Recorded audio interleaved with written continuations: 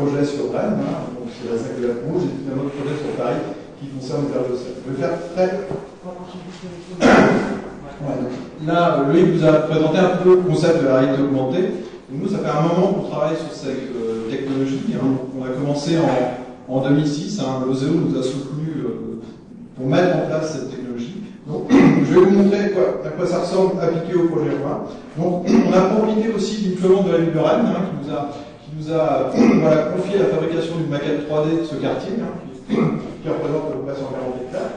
Donc voilà ce que ça donne. Donc, ils nous ont aussi autorisé à jouer avec cette maquette. Donc avec cette maquette, on a fait plein de choses.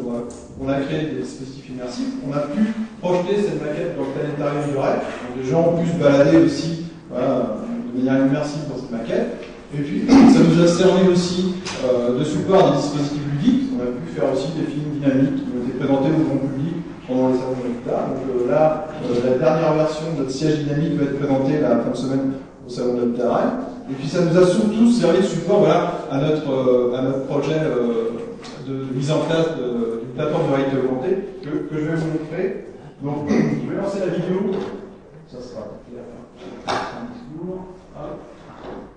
Et je vais la commenter. Aujourd'hui, c'est une balade d'un nouveau genre qui a été inauguré dans le quartier de la Courrouze à Rennes, une balade virtuelle qui, grâce à la 3D et à l'imagerie virtuelle, permet aux riverains, aux nouveaux habitants et même aux curieux de se projeter dans leur futur environnement. Voilà, c'est ce que Loïc vous présentait juste avant. Comme si vous y étiez, c'est le principe de la promenade urbaine interactive. Sac au dos et écran à la main, le visiteur suit un parcours balisé. À chaque acte correspond un pictogramme qui déclenche alors l'animation.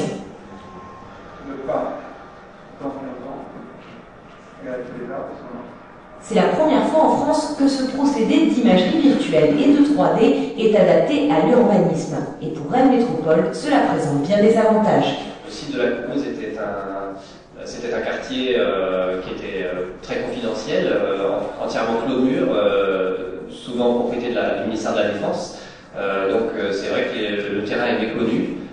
Et ça permet aussi aux gens de se le réapproprier. Pour le moment, un seul site de la Courrouze, le Bois Habité, est équipé de ce système de balade interactive.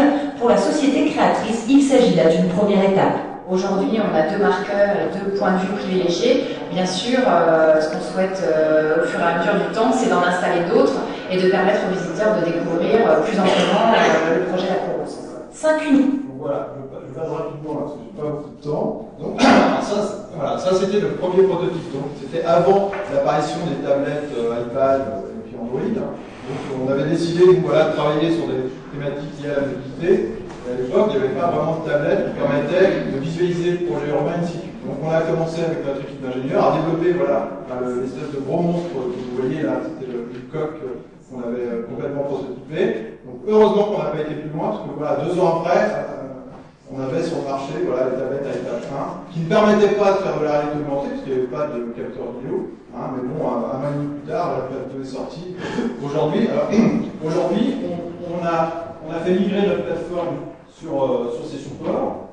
Alors, je vous montre à peu près à quoi ça ressemble. Donc voilà. Donc, voilà, là j'ai fait des screenshots de. Alors, pour ceux qui sont intéressés après la présentation,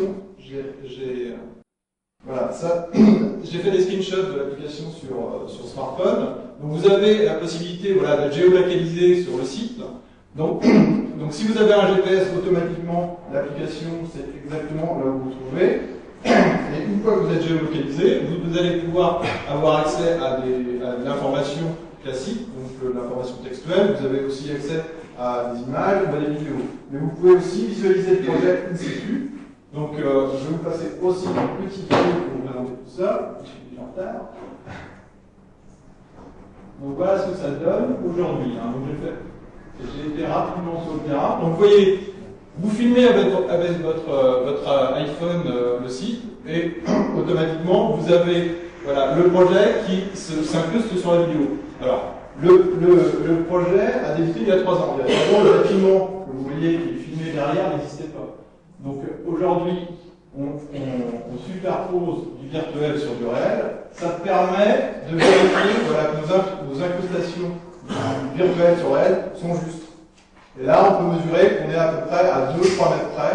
Donc quand je filme un site et que je regarde ma tablette, voilà, j'ai une précision de 5 à 10 mètres à peu près d'incrustation.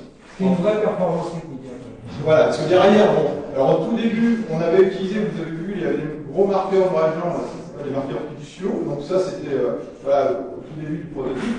Aujourd'hui, on a développé plusieurs technologies qui permettent voilà, de jouer ensemble. Il y a à la fois votre localisation GPS, vous avez aussi une reconnaissance de l'image qui est filmée, donc voilà, il y a plusieurs technologies qui sont derrière cette plateforme de réalité augmentée. Donc voilà, mais bon, je serai disponible après la présentation. Et puis, eux, il m'a demandé aussi de présenter rapidement, je ne sais pas si je vais avoir le temps, voilà, les projets d'Arlesène. La ville de Paris avait une difficulté sur le projet, que le temps de concertation avait été très court, hein, ça avait duré 1 mois. Il y a eu trois réunions publiques, donc la ville de Paris nous a demandé d'imaginer voilà, un dispositif qui pouvait prolonger ce moment de concertation. Alors, je devais vous faire une démonstration en live, je ne vais pas avoir le temps, donc voilà comment ça fonctionne. Vous avez une maquette 3D. Alors, ce n'est pas une véritable maquette 3D comme dans un jeu vidéo, parce qu'on a très vite évacué ce type de navigation. Hein. Le site était fait pour du grand public, donc on ne voulait pas, voilà, on voulait pas focaliser l'utilisation de cet outil sur un public d'initiés qui savait naviguer dans l'espace virtuel. Donc, on a fait quelque chose de très simple. Hein. Désolé. Fini la présentation. La moitié de notre présentation. Donc vous pouvez, voilà, vous pouvez vous balader du pôle Solferino au port Brocaliou. Hein. Donc vous avez une fonction de zoom qui permet de zoomer sur les projets.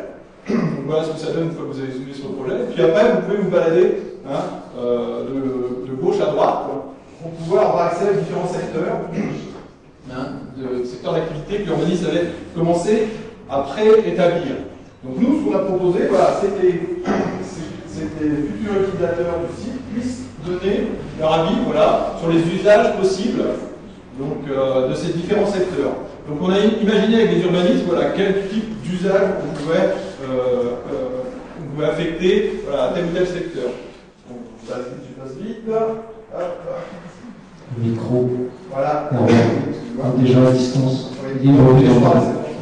Donc voilà ce que ça pouvait donner. Donc, une fois que vous aviez inscrit voilà, le type d'usage que vous imaginiez pour le site, vous avez ces types de pictos qui apparaissaient sur l'application, et puis vous pouviez commenter directement l'usage que vous aviez imaginé pour le secteur. Donc suite à ça, donc, on a... Non, ça vite, excusez-moi.